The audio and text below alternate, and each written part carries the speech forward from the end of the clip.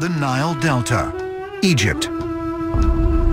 A small centimeters-wide trail is cut in the desert floor by the rolling cocoon of a dung beetle. This strange-looking 2-inch-long insect, also called a scarab, uses the dung as both a source of nourishment and a place for storing its eggs. Interesting that a great civilization could pay so much attention to a little bug. But it appears constantly throughout Egyptian temples and hieroglyphics. It's a very frequent image.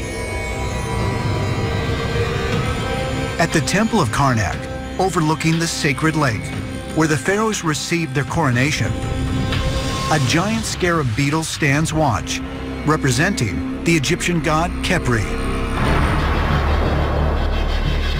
The Egyptians saw the sun moving across the sky during the day.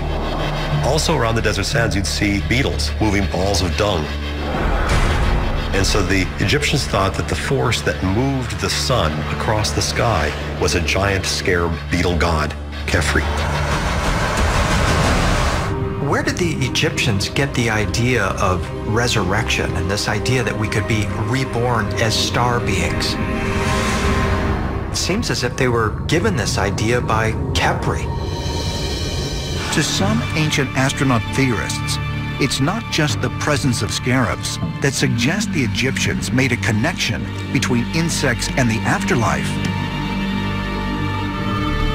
They say the mummification process also mimics insect metamorphosis itself.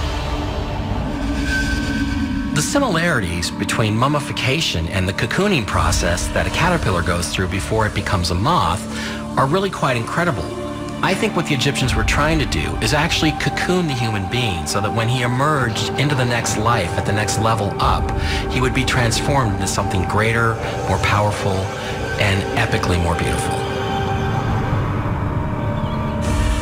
This does mimic in nature what we would see with a pupa or a chrysalis, in which the caterpillar actually creates a hard outer shell around itself, and the material of the caterpillar's body actually turns into a broth before it reconstitutes into what ultimately emerges as a butterfly. While most people associate metamorphosis with the caterpillar transforming into a butterfly, beetles, like the scarab, undergo a complete metamorphosis as well. The hatched larva inside the ball of dung emerges fully developed and capable of flight. To the ancient Egyptians, it seemed the sacred scarab had miraculously regenerated inside its cocoon.